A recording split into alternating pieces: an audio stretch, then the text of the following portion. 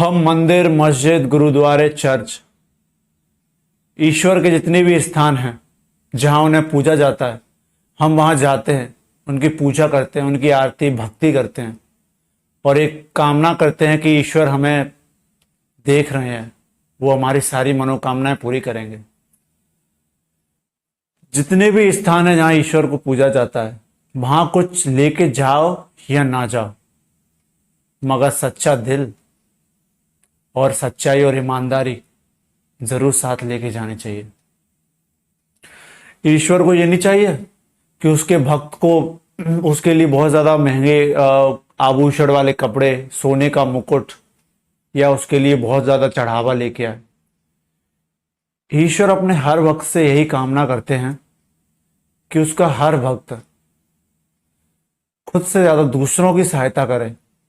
कोई अगर परेशानी में है तो उसकी मदद करे, किसी भूखे को खाना खिलाए, कभी किसी जीव पर कोई अत्याचार ना करे, हमेशा दया का भाव रखे। हर ईश्वर अपने भक्त से यही कामना करते हैं और भक्त ईश्वर से कामना करते हैं अपनी इच्छाओं को पूरा करने की। मुझे लगता है कि किसी भी ईश्वर को पूजने से पहले, चाहे वो ईश्वर हो, अल्लाह हो, जीसस या फिर कोई भी, गुरु नानक, बाहे गुरु जी, कोई भी हो ईश्वर, वो अपने भक्त से सिर्फ इतना ही चाहते हैं कि वो और लोगों की सहायता करें, अपने दिल में सच्चाई और ईमानदारी रखें। आजकल क्या होता है ना, बहुत से लोग मंदिर में, मस्जिद में, गुरुद्वारे, चर्च, वहां जाते हैं, माथा टेकते हैं, दुआ कामना करते हैं, ईश्वर को ये दिखाने का प्रयास करते हैं कि हम बहुत सच्चे और ईमानदार हैं, लेकिन घर आते ही अपने उसी रूटीन में वापस से आ जाते हैं। क्रोध करना, चिल्लाना, गाली गलौच में किसी से बात करना, स्त्रियों का अपमान करना, कोई स्त्री या कोई लड़की जब सामने से गुजरे तो उसे गलत निगाह से देखना, दोबारा से उसी चरित्र में आ जाते हैं। क्या आपको वाकई लगता है कि ईश्वर आपके साथ होंगे? ऐसे चरित्र वाले इंसान के साथ ईश्वर कभी नहीं रहते। अरे रहना तो बहुत दूर की बात है, उनकी तरफ देखते तक नहीं। ईश्वर हमेशा उसी भक्त को अपना मानते हैं जिसमें सच्चाई और ईमानदारी होती है, दूसरे जीवों के प्रति अपने दिल में दया होती है, करुणा का भाव होता है, दान देने की उसके अंदर क्षमता होती है। चाहे उसके पास कुछ हो ना हो, फिर भी वो, अगर मान लो उसके पास 2 रोटी है तो वो फिर भी उसमें से 1 रोटी किसी को दान दे देगा, खुद अपना आधा पेट भरेगा, सामने वाले भूखे को भी थोड़ा सा देता है। सच्चाई ये होती है, सच्चाई और ईमानदारी। हम जब कोई अच्छा काम करते हैं ना, तो हमें लगता है कि ईश्वर हमें देख रहा है, ईश्वर, अल्लाह, बाहे गुरु सब हमें देख रहे हैं। लेकिन जब हम कोई गलत काम करने वाले होते हैं या करते हैं, तब हमें क्यों भूल जाते हैं कि तब भी तो ईश्वर देख ही रहे होंगे, है ना। अच्छे काम करते हैं तो हमें याद रहता है कि ईश्वर देख रहे हैं, वो हमें हमारे अच्छे काम का फल अच्छा ही देंगे। लेकिन जब हम गलत काम करने वाले होते हैं, गलत सोचते हैं, तब हमें भूल जाते हैं कि ईश्वर तब भी देख रहे हैं। बस फर्क इतना है कि जब हम अच्छा काम कर रहे होते हैं तो हमारी निगाहें आसमान की तरफ होती हैं, उठी हुई होती हैं गर्व से, और जब हम कोई गलत काम कर रहे होते हैं तो शर्म से झुकी हुई होती हैं। जिस भक्त को दूसरे लोगों की सहायता करना आता है, दूसरे जीवों पर दया रखना आता है, कभी किसी पर अत्याचार नहीं करता, ऐसे भक्त के ईश्वर भी खुद भक्त बन जाते हैं और ऐसे भक्त को पाके ईश्वर भी धन्य हो जाते हैं। कसम से, ये मैं नहीं कहता, भगवत गीता में श्री कृष्ण खुद कहते हैं। वो हमेशा यही बात कहते हैं, श्री कृष्ण मतलब सुपर, क्या टीचर है वो, सबसे बेस्ट टीचर है अगर देखा जाए तो पूरे इतिहास में। श्री कृष्ण, लॉर्ड कृष्ण, वो भी यही कहते हैं कि उन्हें कोई ऐसा भक्त नहीं चाहिए जो उनके ऊपर बहुत ज्यादा पैसे या धन खर्च करे, या उनके लिए सारी दुनिया से लड़ जाए, या फिर उनके लिए आभूषण, सुंदर वस्त्र लेके आए, या अच्छे अच्छे पकवान लेके आए। वो अपने भक्त से बस यही कामना करते हैं कि कभी भी कोई गलत काम मत करना। हर वो काम जो अपने माँ बाप से छुप के करना पड़े, हर वो काम गलत है। हर ईश्वर के नजदीक रहना है तो अपने पास सच्चाई और ईमानदारी के दो गुण भी रखने पड़ेंगे, और ईश्वर से दूर रहना है तो बेईमानी, फरेबी, झूठ, हिंसा, इस तरह के गुण रखिए तो आप ईश्वर से बहुत दूर रहेंगे।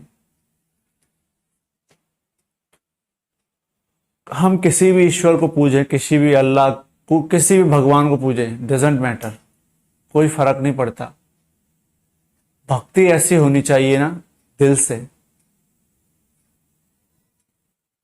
ये जनरली ऐसा नहीं होता कि आप जोर जोर से चिल्ला चिल्ला कर भजनों का उच्चारण करोगे, या जोर जोर से प्रार्थना करोगे, या अजान पढ़ोगे, या ईश्वर को मनाने के लिए मंत्र उच्चारण करोगे तो आपके ईश्वर सुन ही लेंगे आपके।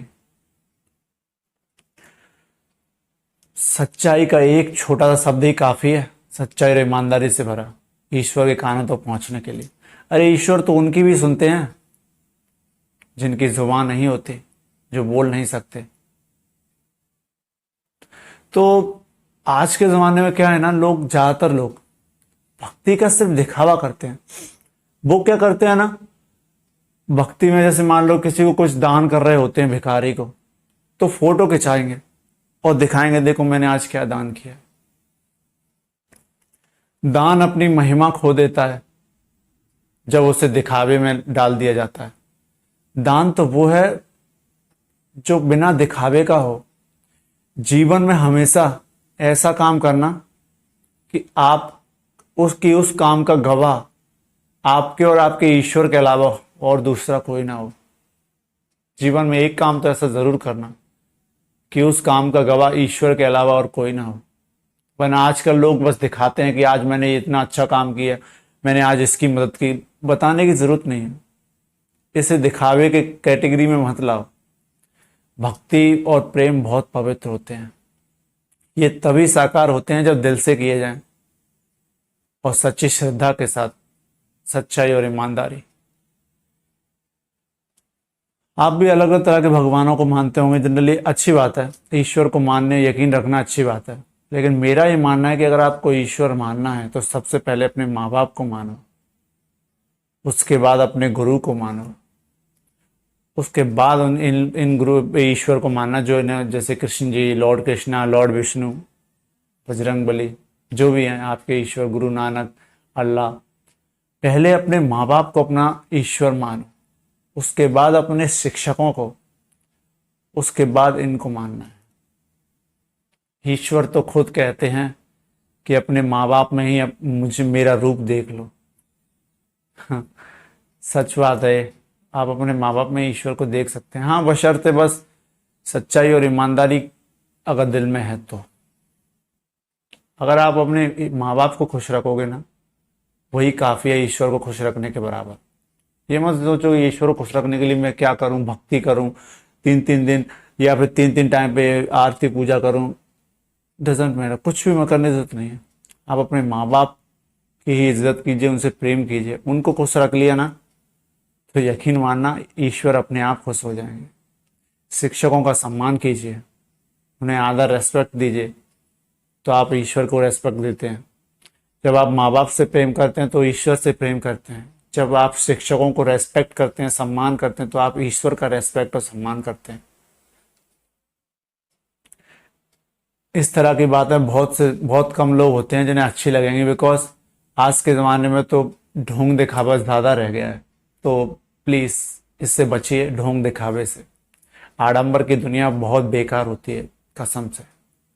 सच्चाई में जिए, यही सच्चाई है। ईश्वर को आपको खुश रखना है ना, तो सच्चाई, ये भी जरूरी नहीं है कि आपको ईश्वर को उससे मिलने के लिए आप मंदिर ही जाओ, मस्जिद ही जाओ।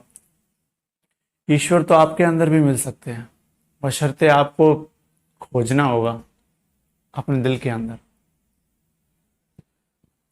वैसे भी ईश्वर तो हर कड़ में है, सब जगह ईश्वर, अल्लाह सब हर जगह पे।